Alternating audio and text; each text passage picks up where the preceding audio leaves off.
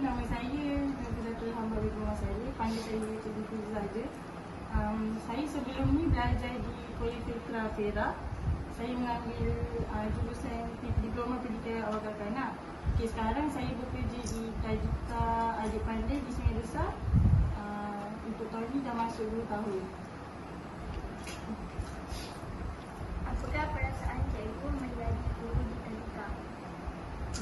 Perasaan saya mula-mula masa nak jadi cikgu tu kan, rasa macam takut boleh ke aku jaga budak-budak, mengajar budak-budak kecil ni kan. Sebab diorang kecil lagi, umur berbeza-beza. Tapi bila kita dah lama bekerja dengan budak, lama-lama kita takkan rasa dah takut tu, takkan rasa dah macam boleh ke jaga budak ni, tak boleh dah. Lepas aku sejak dah lama kerja kat situ, nanti lama-lama kita macam dah biasa dengan perangai diorang, tinggal aku. Bagaimanakah cikgu mengatasi murid yang nakal dan tidak mendengar arahan? Saya akan mengatasi macam kalau contoh budak tu nakal kan, saya akan suruh dia pergi ke satu sudut dalam kelas yang sama, suruh dia pandang dinding tu selama 5 minit. Apakah kita pergi ke soalan yang kedua. Berdasarkan sikap saintifik, bagaimanakah murid menunjukkan sikap saintifik? Dia tanya, cikgu, contoh dia tanya, cikgu hari ni kita nak belajar apa? Nanti cikgu cakap lah belajar macam hari ni sains, belajar tenggelam dan timbul. So, diorang akan nampak bahan-bahan sains yang kita ajar pada hari tu lah. Lepas tu dalam yang boleh dikaitkan dengan nilai murid murid-murid ni macam bila cikgu nak bawa bahan ke apa ke, nak masukkan ke, diorang sendiri yang akan volunteer diri untuk mengambil bahan tu, untuk letak di dalam tu lah, set aktiviti tu lah.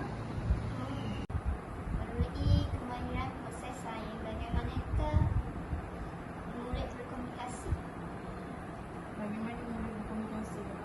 Seperti contoh, macam diorang bekerjasama dalam satu kumpulan untuk melakukan sesuatu aktiviti.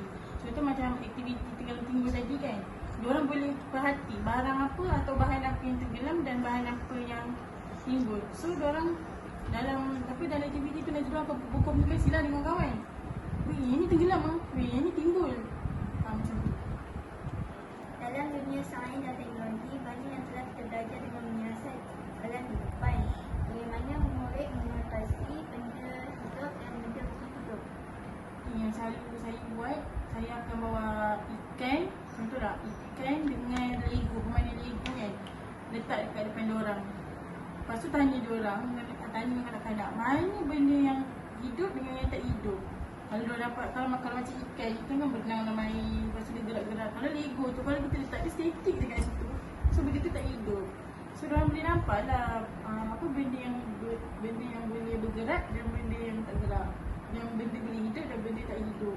Assalamualaikum warahmatullahi wabarakatuh. Saya Nurul Farani Aisyah binti Osman dan ini kawan saya Siti Balkis binti Uthman dan ini menemu ramai cikgu. Bolehkah cikgu menceritakan sedikit tentang latar belakang cikgu? Bismillahirrahmanirrahim. Assalamualaikum warahmatullahi wabarakatuh. Nama saya Nur Hamizah binti Nordin. Graduan daripada UNISEL dari Diploma Pendidikan Pengajian Islam dan Ijazah Sarjana Muda Pendidikan Pengajian Islam Kepujian, dan sekarang mengajar di Kementerian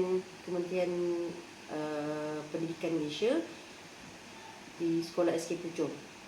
Pengalaman saya sebelum ni pernah mengajar di SRA Sungai Besar selama 17 tahun, dan waktu pagi saya pernah mengajar tadika pasti selama lebih kurang 2 tahun ke 3 tahun, itulah saya lupa. Apakah pengalaman cikgu selama 2 tahun? Pengalaman macam mana tu? Apakah pengalaman cikgu sebagai guru tadika selama 2 tahun? Pengalaman? Banyak pengalaman. Cikgu dari segi apa? Dari segi mengajar kita. Kalau saya beza, sebab saya dua, tadika pun saya ajar, sekolah rendah pun saya ajar, bezalah. Kalau budak pra tu dia mau kepada banyak penggunaan psikomotor. Kalau surah rendah ni pun gunakan psikomotor, tapi dia punya penyampaian tu berbeza. Prasekolah ni, tadika ni 4 ke 5 tahun ke 6 tahun ni dia banyak kita menggunakan semua pergerakan psikomotor daripada atas ke bawah. Kalau yang macam tahap darjah sekolah rendah ni dia banyak guna psikomotor daripada segi saya kena ujuk pada buku dan maknanya dua hala. Maknanya perbualan dua hala. Itulah. Bagaimanakah cikgu mengatasi murid yang nakal dan tidak mendengar arahan?